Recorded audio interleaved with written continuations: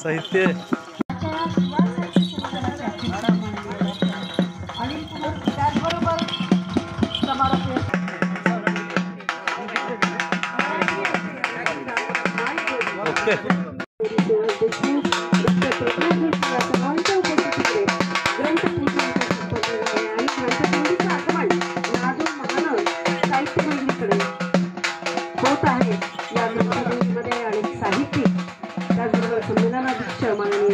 Doctor Anil Kumar Salve, त्याचबरोबर मसापच्या उपाध्यक्ष माननीय प्राध्यापिका स्नेहलताई पाठक, डॉक्टर भाऊसाहेब राठोड, त्याचबरोबर अध्यक्ष मुकुंदराव सोळंके, माधवगावमधील सर्व साहित्यिक, पंचक्रोशीतील प्रतिष्ठित नागरिक, विद्यार्थी, साहित्यप्रेमी, वाचक, लेखक, कवी या सर्वांची उपस्थिती या ग्रंथदिंडीला लाभलेली आहे. अतिशय उत्साहपूर्ण वातावरणात या ग्रंथदिंडीचं आगमन होत आहे. शाही थाटामध्ये या तिमिरातून तेजाकडे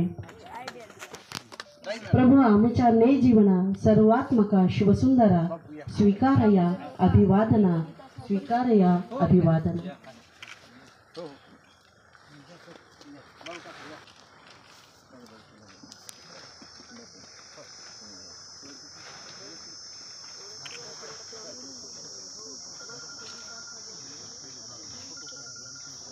साहित्य परिषद शाखा माजलगावच्या 15वे शिवार साहित्य संमेलनाचं प्रतिमा पूजन आणि दीप प्रज्वलन सर्व मान्यवरांच्या हस्ते इथे संपन्न होत आहे.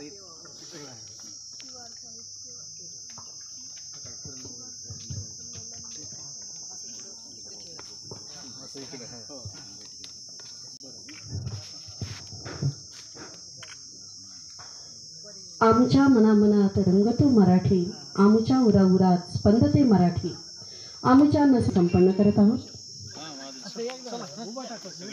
असं म्हणत हे मराठीचा जागर, मराठी भाषेचा जागर, मराठी साहित्याचा जागर, ग्रंथांचं पूजन, ग्रंथदिंडी आणि प्रतिमा पूजन आणि दीपप्रज्वलन इथे संपन्न झाले आहे. मान्यवरांना मी विनंती करेन की चित्रपटाचे लेखन व दिग्दर्शन ग्लोबल आडगाव चित्रपटाला मिळालेले पुरस्कार new Jersey international film festival America, Kolkata international film festival, त्याचबरोबर एकूण जर आपण पाहिलं तर 265 पुरस्कारांनी सन्मानित असलेले माननीय डॉक्टर अनिल कुमार साळवे, शिर्मी लघुपटात 18 राष्ट्रीय व आंतरराष्ट्रीय पुरस्कार. तर कमीत कमी मी इथे करत आहे नाट्य लेखनासाठी अमेरिकेचा महाराष्ट्र फाउंडेशन राशस दातार पुरस्कार, द्रोणाचार्य नाट्यलेखन पुरस्कार, जगदीशचंद्र माथी पुरस्कार, समता पुरस्कार, समाजभूषण पुरस्कार, महात्मा फुले आदर्श शिक्षक पुरस्कार, एकांकिकेचे 5000 पेक्षा जास्त प्रयोग, पथनाट्याचे 3500 पेक्षाही जास्त प्रयोग, त्याचबरोबर केंद्रीय युवक महोत्सव, डॉक्टर बाबासाहेब आंबेडकर मराठवाडा विद्यापीठ औरंगाबाद, 4 वेळा जनरल चॅम्पियनशिप असे सन्मानित असलेले आजचे दिग्गज संमेलनाध्यक्ष आपल्याला लाभलेले आहेत. एवढं सगळं जरी असलं गावचे भूमिपुत्र आहेत अशी त्यांची ओळख असेल. आणि कुमार साळवे यांचं इथे स्वागत संपन्न झालेलं आहे. असं झाला तर MA मराठी PhD सेट, व्यवसाय पूर्ण वेळ पत्रकार, प्रकाशित पुस्तके आहेत इडा पिडा टळो कथासंग्रह, आलो कथासंग्रह, धूळ पेर लेख संग्रह, कसनस कादंबरी. पुरस्कार आणि सन्मान सांगायचे झाले तर साहित्य अकादमी पुरस्कार, महाराष्ट्र फाउंडेशन ग्रंथ पुरस्कार, मुंबई दूरदर्शनचा साहित्यरत्न पुरस्कार, भैरू रतन दमानी साहित्य पुरस्कार, महाराष्ट्र साहित्य परिषद पुणे वतीने दिला जाणारा गल ठोकळ पुरस्कार, पद्मश्री विठ्ठलराव विखे पाटील पुरस्कार असा त्यांचा परिचय आहे. त्यानंतर जर आपण पाहिलं तर MA इतिहास, MA राज्यशास्त्र, MA इंग्रजी, त्यांची ग्रामीण स्त्री जीवनावर आधारित कादंबरी जी आहे ती उत्सव वेदना ही आहे. आणि आता येऊ घातलेले 2 कथासंग्रह म्हणजे बाई आणि भोग या न्यायालयीन क्षेत्रातील वेदना या कथासंग्रहामध्ये त्यांनी मांडलेल्या आहे. काहूर निसर्ग आणि बरेच काही असाही कथासंग्रह त्यांचा प्रकाशित होणार आहे. अशा ह्या पूर्वाध्यक्षा राही पपाळ मॅडम. काय ठीक आहे तुमची काय. स्वागताध्यक्ष माननीय श्री जगदीशजी पोपळे यांचे स्वागत. मग त्यांनी व्यासपीठाकडे यायचे. अनुराधा ते सुनबाईलाही घेऊन या. म्हणजे आपण पाहत आहोत ते वृक्ष लागवड करणं जोपासणं, त्याचबरोबर आपण अनेक पाहिले आहेत. कुत्रा सांभाळला, मांजर सांभाळली, छोटे छोटे प्राणी आपल्याकडे पेट असतात, पण यांनी उंट सांभाळलाय. आता काही दिवसांनी आपल्याला हत्ती पण इथे दिसेल. उंट, हत्ती, घोडे या सगळ्यांचं संगोपन करणारा हा आगळा वेगळा शेतकरी जगदीश असल्याखेरीज माणसाच्या हातून असे अलौकिक कार्य होत नाही.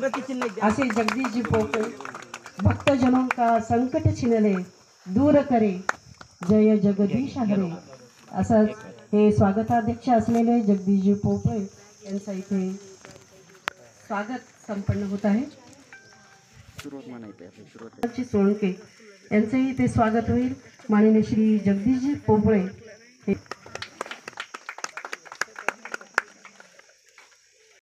अनेकविध अध्यक्षतेखाली त्यांच्या संमेलनाध्यक्ष होत्या. नावातच स्नेह म्हणजे वात्सल्य, स्नेह आणि वात्सल्य असं आमचं प्रेरणास्थान, मातृस्थान. त्यांच्याकडे पाहिलं की आम्हाला वय आमचंच विसरतं. त्यांचं काय वय सांगू शकत नाही, आमचं वय आम्ही विसरतो. 22 काही म्हणता येत नाही. एवढा त्यांचा अगदी उत्साह, प्रत्येक कामाचं नियोजन आयोजन आपण पाहत आलेलो आहोत. 22 कशामुळे तर आकडा कुठेही मागे पुढे करू बरोबर सारखा होतो. बरोबर आहे.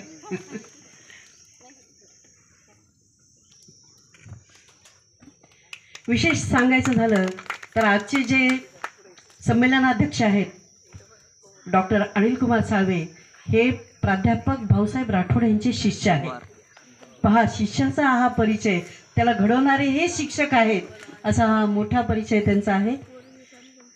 त्यानंतर कोश सांभाळणारे आमचे बंधुराज माननीय श्री किशोरजी गुणकर यांच्या स्वागतासाठीही मी आमंत्रित करेन जगदीशजी पोपळे यांना. या साहित्याचा आनंद घेण्यासाठी ओसंडो वाहत आहे याचा मला आनंद आहे. जाता जाता नादो मानोर सरांच्या कवितेतील 2 ओळी आपणास सांगतो आणि थांबतो. या नभाने या भोईला दान द्यावे आणि या मातीतून चैतन्य गावे. कोणती पुण्य अशी येती फळाला, जोंधळेला चांदणे लगडून जावे. परत एकदा सर्व साहित्य रसिकांचे मनापासून स्वागत करतो आणि आपण या ठिकाणी या साहित्याचा, या जागराचा, या मेळ्याचा आनंद घ्यावा अशी विनंती करतो. धन्यवाद.